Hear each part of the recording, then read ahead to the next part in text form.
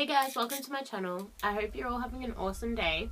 This video is going to be a bit more intense than the videos I've posted so far. So just a warning, if you might be triggered by more serious criminal acts, then maybe stop watching. So in this video I'm going to be talking about a few unidentified serial killers or serial killers who haven't been caught yet.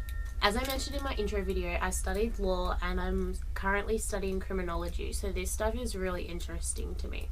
So I thought first off I would give a brief rundown of what a serial killer is and the psychological traits they might display. Serial killers generally work alone but have been known to work in pairs or groups. Murderers are considered serial killers when they kill 3 or more people over separate events. Between murders, serial killers have cooling off periods where they return to their normal lives. It's suggested that serial killers go undetected because they blend so well with their communities. Other factors that go into serial killers going undetected is their patience and planning and the victims they choose. Expert on serial killers Dr. Helen Morrison has said, many lack advanced education, have clean criminal records as adults but may have had brushes with the law in their youth. They generally lead a middle-class lifestyle with few close friends, and they're expert manipulators. Now I'm going to talk about a few serial killers that have yet to be caught. The Zodiac Killer operated in Northern California between 1968 and 1974.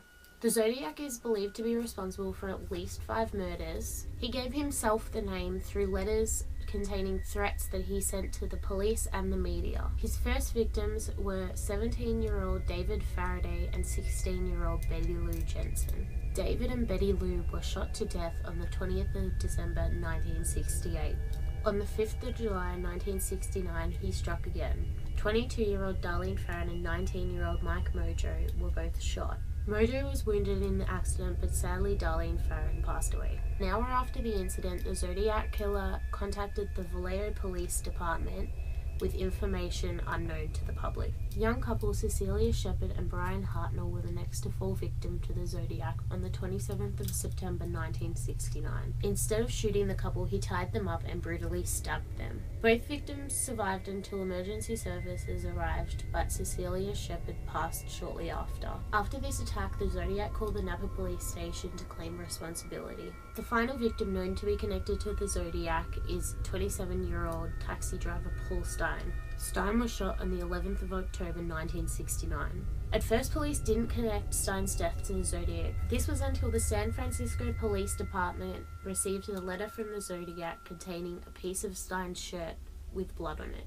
The letters the Zodiac sent were often in code, and it took a long time for people to decode these letters. A piece that has been decoded says, "I like killing people because it is so much fun." One possible suspect for the Zodiac killings is Arthur Lee Allen. Unfortunately, Allen died in '92 without charges being laid. Another possible suspect is theorized by author Gary Stewart. Stewart published a book concluding that his father, Earl Van Best Jr., is the Zodiac Killer. The next serial killer is the Stone Man. Described as the most elusive and mysterious serial killer in Indian history. The Stone Man used large stone rocks or concrete slabs weighing as much as 30 kilos as his weapon. Many of his victims were homeless and were targeted when they were in the dark and alone. All the victims received a blow to the head, crushing their skulls. The Stone Man is believed to have been in action between 1985 and 1987. Sadly, many of the victims couldn't be identified because they had no family. He's believed to be responsible for at least 13 murders. Then in 1989, 13 murders were committed in Calcutta. These murders in Calcutta lasted 12 months, and it's believed they were committed by the same person as the Stone Man murders. The Atlanta Ripper was in action between 1911 and 1912, and it's estimated they have between 15 and 21 victims. All the victims were African American women. The first victim was Rosa Treese, found the morning of January 22nd, 1911. Her head had been crushed by a blunt object, her throat slit, and she'd been stabbed in the jaw. On the night of July 1, Emma Lou Sharp was waiting for her mum Lena to return from the grocery store. When Lena didn't show, Emma got worried and went to look for her. While out, Emma encountered a tall African American man with broad shoulders wearing a black brimmed hat. He told her not to worry because he would never hurt girls like her.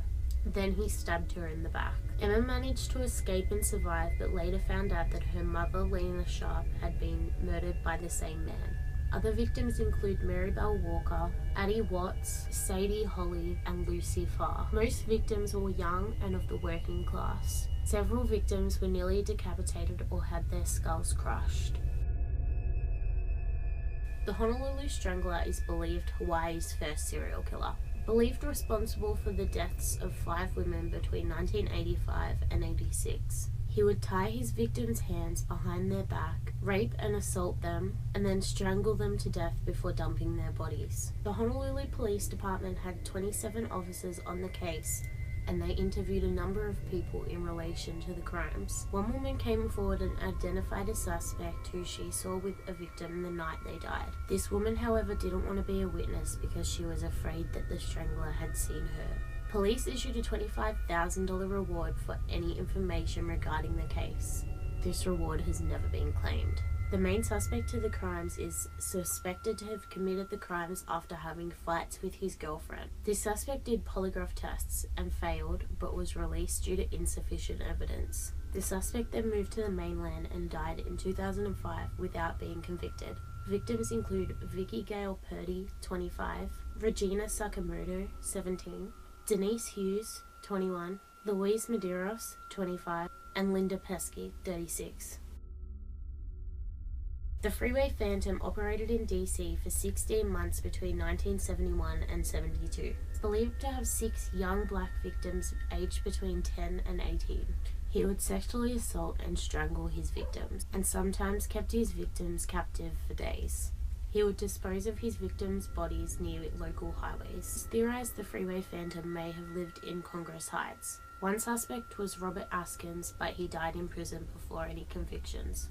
The killer left a note in the pocket of his 5th victim. The note read, "This is tantamount to my insensitivity to people, especially women. I will admit to the others when you catch me, if you can.